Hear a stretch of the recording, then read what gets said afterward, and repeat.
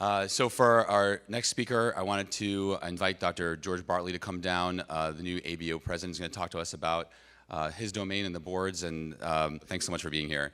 My pleasure. Thanks very much. I want to thank Dr. Chelness and the Drs. Patel for the opportunity to share a few thoughts about the American Board of Ophthalmology with you. In our email transactions prior to this, I asked what you'd like to hear, and we came up with sort of 4 topics. One is, why does board certification exist? How do you successfully navigate the written and oral exams? What in the world is this MOC thing I keep hearing about, and what does it mean for you? And how can you and your fellow ophthalmologists play a role in board certification in the future? So why does board certification exist? Our mission is pretty straightforward: to serve the public by certifying ophthalmologists through the verification of competencies. Few words, a lot of meaning to those words. Let's talk about that for a little bit. Some of you may know that ophthalmology was the very first board of all the boards. It goes back more than 100 years. This is Edward Jackson. You've all used the Jackson cross cylinder. He invented it. He's a brilliant guy. But he was charged in the early part of the last century with looking at the landscape, if you will. There were a lot of folks walking around saying they were specialists in eye disease, and it was chaos. Patients today, they can go online and they learn all kinds of stuff that they shouldn't know, in a sense. They come to see you with reams of stuff off the internet, and a lot of times it's sort of setting the process back in terms of taking good care of them. It wasn't that much different 100 years ago. So he prepared this report, and in it, he pointed out that any remedy for the present state of affairs with regard to ophthalmology must be found entirely outside of legal requirements and inside the profession. We need to do this ourselves. Jump ahead 75 years. This is a book by Bob Shafer, who was the CEO of the board at the 75th anniversary. We had our centennial last year in 2016. He wrote, "It has never been the purpose of the board to define requirements for membership to hospital staffs or to gain special recognition or privileges for the diplomates. Its principal purpose is to provide assurance to the public and to each other that a certified physician has successfully completed an accredited course of education, you've all done that or are doing that, and an evaluation, including an examination." So let's talk a little bit about the examination. How do you successfully navigate the written and oral exam? So these are the 3x5 cards that I used when I was preparing for the boards back right after the Civil War. So I used to take the bus to my residency, and so I had everything. I figured, you can summarize everything on a 3x5 card basically, but maybe you can read these. But I have the Purkinje effect, the Purkinje-Sanson images, Purkinje phenomenon, Fresnel diffraction, Fraunhofer diffraction. Let's get back to Purkinje. At that time, there was no standardization on the exams, and I could be asked all of these things. In fact, you could be asked who was Purkinje, and he turned out to be a Czech patriot. He was, you could be asked anything until you didn't know. The board examiners could really do whatever they wanted. It was, at best, unstandardized, and at worst, maybe a hazing ritual. That's a long time ago. Things have changed considerably. So how do you get ready for this exam? How do you take the anxiety out of what is a high-stakes exam? Well, the first thing, of course, is the OPCAP exam. Although this is written for a different purpose, and it's given for a different purpose, it's highly predictive of how one will do on the written qualifying examination. So when you get your scores back and it shows that you're a little weak in one area, well, pay attention to that. Study that a little bit harder. Then when you go for the written qualifying exam, this is from our website. It tells you exactly what percentage of the test will be over which topic, what are the subject areas. There's not a lot of mystery here, okay? Same thing with the oral examination. 17% of the exam is going to be on the anterior segment on these topics. These are pretty broad, I understand. So the bottom line is, if you go to the basic clinical science, the BCSC, the over here on the left here, if you know this many-volumed series of information, you're going to have a hard time failing the written qualifying exam. It's all in there. When your colleagues write the questions, and we'll get to this in a moment, for the board exam, pretty much everything is traced back to here. You can't pull a question out about who Purkinje was. That's not in the BCSC. But when a question is written, you'll say, well, where is this? You go find chapter and verse in there. So it's not an unfair thing. It's all in there. As you get on in your career and you take the MOC exams or whatever the MOC will become in the future, It's going to be related to the practicing ophthalmologist learning system, or the MOC things the Academy does. It's important to recognize we are independent organizations. The Academy is a membership organization. It serves primarily to serve its members, also to serve the public, obviously. And we are serving the public. We're not a membership organization. There's a bright line between our two groups, and the missions are different, but we're very highly integrated. A lot of the folks I was an Academy trustee for 7 years when I was the editor of ophthalmology. Now I'm not a trustee. But the relationships are there. Many of us have served in both camps. So they, in a sense, teach and we test. It's very simple at the end of the day. So our job is to assess what you know, but you can learn, as others set up here, unbelievably fantastic, deep resources through the Academy, and of course, CME courses, institutions, etc. But it's not a mystery. The stuff you're going to be tested on is right in there. So don't be as nervous as maybe you might be unnecessarily. This is a graph from the written qualifying exam since 1990 when we went to criterion reference scoring. What that means is that there's not a particular cutoff that X number of people are going to flunk or pass the exam. It means that everyone theoretically could pass the exam, or everyone could flunk the examination. Actually, if everyone flunked, it's a lousy exam. We'd throw it out. But everyone could pass. But you can see it's pretty remarkably similar. About 3/4 of folks passed the written qualifying exam.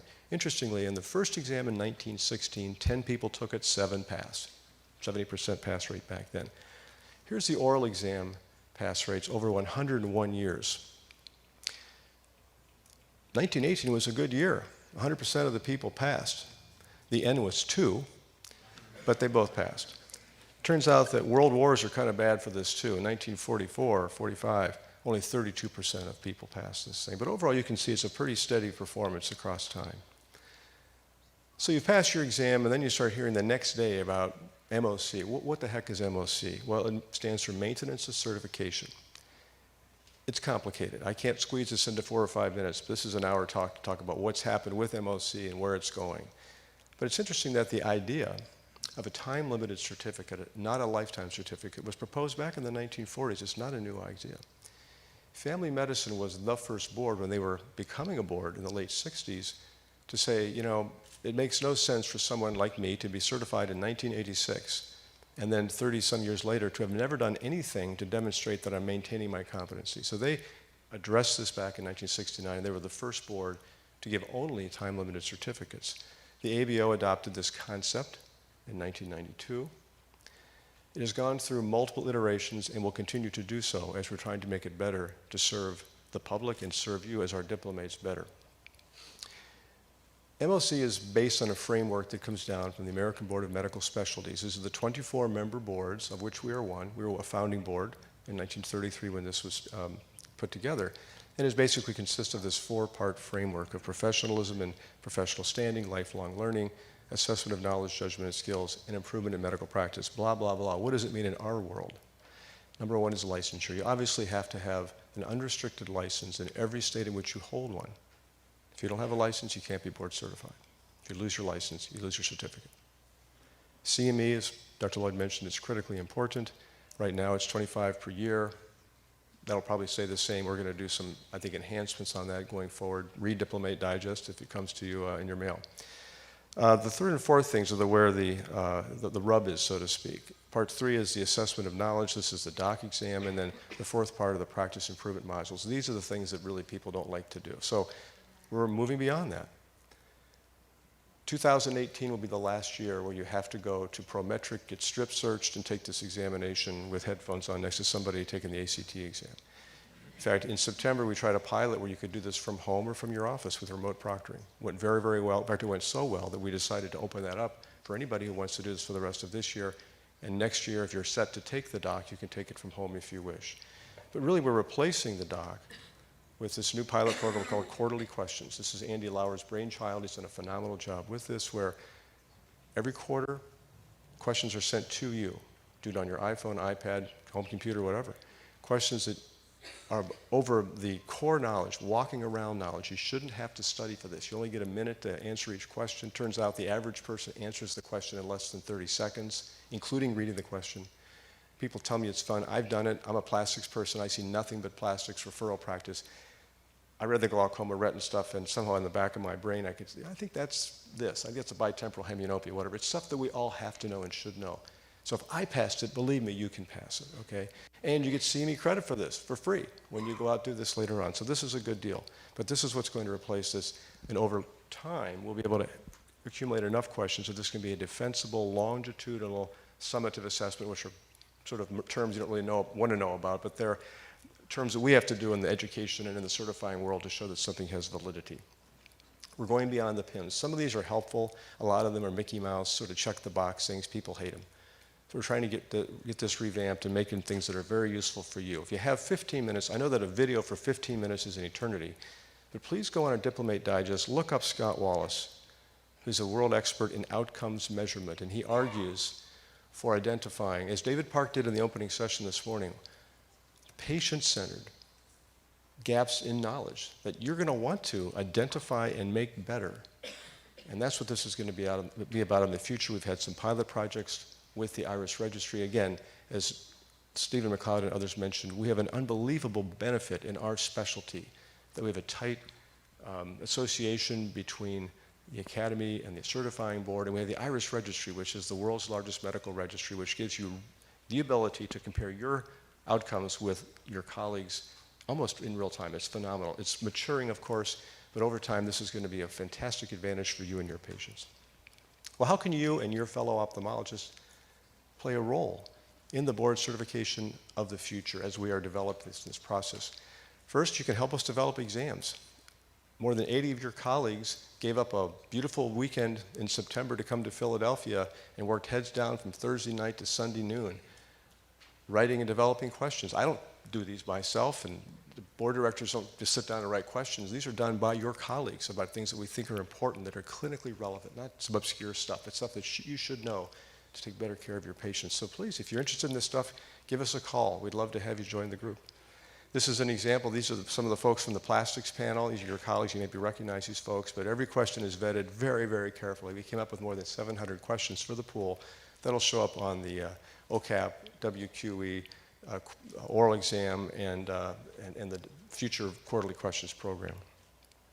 Second, maybe be an oral examiner. It's a very stressful experience when you do it. It's actually as stressful when you're an examiner, because you cannot let your mind wander for 1 second as you're sitting there with these colleagues, who are your colleagues, giving this examination. People come in, they do this on their own dime. People fly to Chicago or San Francisco, wherever we're having the board. They're paying their way there. We give them a couple of meals. But that's dedication to the profession, to our patients. Please join us if you'd like to do that. Talk with us. Email me. I'm easy to find, gbartley, bartley.george@mayo.edu. It'll get to me. Call the board office. Grab any one of us here. We've had 24 or so focus groups this year, ranging from residents up through people at senior parts of their career, and patients saying, what should board certification look like? How will it serve the public and you better? We're listening. Help us make this better. Remember, why does it exist? Again, to protect the public. Remember Edward Jackson's words, let's do this ourselves. We have the incredible privilege of professional self-regulation. This is at risk. It's never been a greater risk than it is right now for various reasons of legislation against MOC, and we need to be careful that we don't lose this privilege. Someone is going to regulate us. Personally, I'd rather it be my colleagues, people I know and trust. Some of you will be in these pictures in the years ahead. We look forward to working with you. If we have time for questions, I'm happy to do that, or otherwise just email me. Thank you again for the opportunity to spend a few moments with you.